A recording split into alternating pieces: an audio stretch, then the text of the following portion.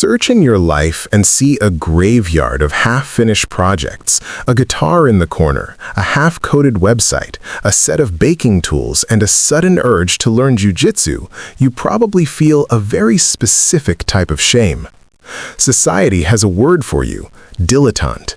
They tell you that you are chaotic or that you lack the grit to specialize. You feel like an imposter because you can't just pick one lane and stay in it. You might even know the phrase, "Jack of all trades, master of none," and you use it to beat yourself up. But you are forgetting the rest of the quote. The full quote is, "A jack of all trades is a master of none, but oftentimes better than a master of one." Psychology suggests that this feeling of being scattered isn't a defect. It is a symptom of a highly adaptive nervous system. You aren't failing to specialize. You are unconsciously building a rare cognitive architecture known as the M-shaped mind. While the world tells you to focus, your brain is trying to prepare you for a future where hyper-specialization is actually a liability. Before we break down why your chaos is actually a survival strategy, let me know in the comments where are you watching from. And if you love deep psychology like this, check out my newsletter community after watching, linked in the description.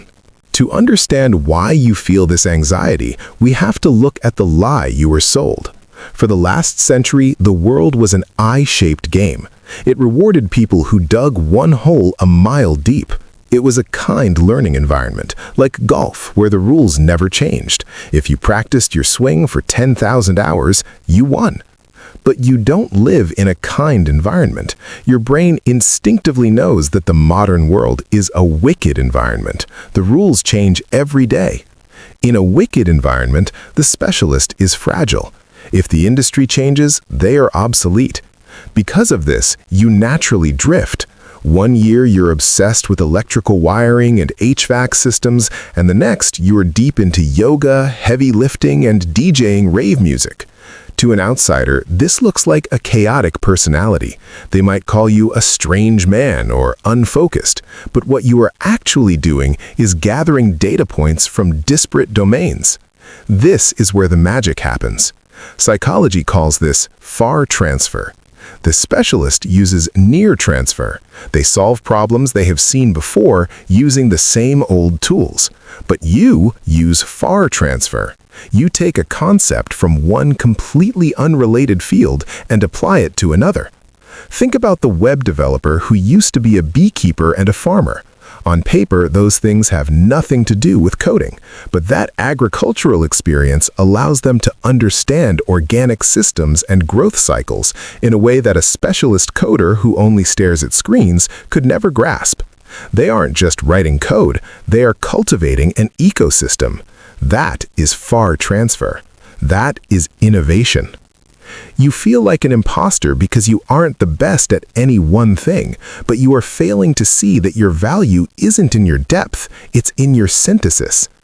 Now, understanding that your curiosity is a superpower is a great relief, but it doesn't solve the immediate crushing problem, the burnout and the feeling of being behind in life. You see people your age becoming senior vice presidents or lead engineers, and you feel like you're still at the starting line because you keep switching tracks. This happens because you are misunderstanding the geometry of your own potential. You aren't T-shaped, general knowledge with one specialty. You are M-shaped. An M-shaped person has multiple pillars of depth connected by a bridge of curiosity. But here's the trap. You cannot build all the pillars of the M at the same time. If you try to learn data science, write a novel, and start a business all in the same month, you will collapse. The people who successfully navigate this life, the true polymaths, practice what we call serial mastery. You have to view your life in seasons. You might spend your 20s obsessing over music and art. Then in your 30s, you pivot to programming to pay the bills. You didn't quit art, you just finished that season of construction. I saw a story of a 53-year-old who finally found peace with this. He realized he couldn't choose art over programming, so he let programming be the pillar that paid the bills, while music, philosophy, and game design flourished as the other pillars on nights and weekends. He denied high-demand team lead positions to keep his work week at 30 hours. He protected his psychic energy.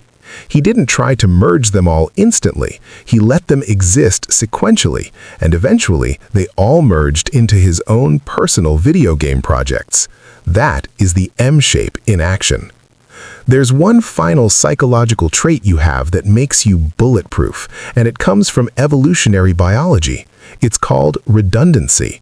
In nature, redundancy is a strength, not a waste. Elephants rarely get cancer because they have massive genetic redundancy, multiple copies of the same cancer-fighting gene. If one fails, another takes over. Your chaotic interests are your redundancy. If you are just a software engineer and AI takes your job, you are terrified. But if you are a software engineer who also knows how to do electrical wiring, fix HVAC motors, and teach English, you are unbreakable. You haven't been wasting your time dabbling. You have been engaging in strategic adaptability. You have been building a safety net of skills that ensures no matter what happens to the economy or technology or the job market, you have a pivot ready. So stop apologizing for your graveyard of hobbies. Those weren't failures. They were semesters in the university of your own making. You were never meant to be just one thing. You were built to be the bridge between worlds that others can't even see. If you're ready to embrace your M-shaped future, drop a heart emoji in the comments to show you're putting it all together. And if you want the deep dive research on how to structure your seasons, subscribe and check out the newsletter community in the description.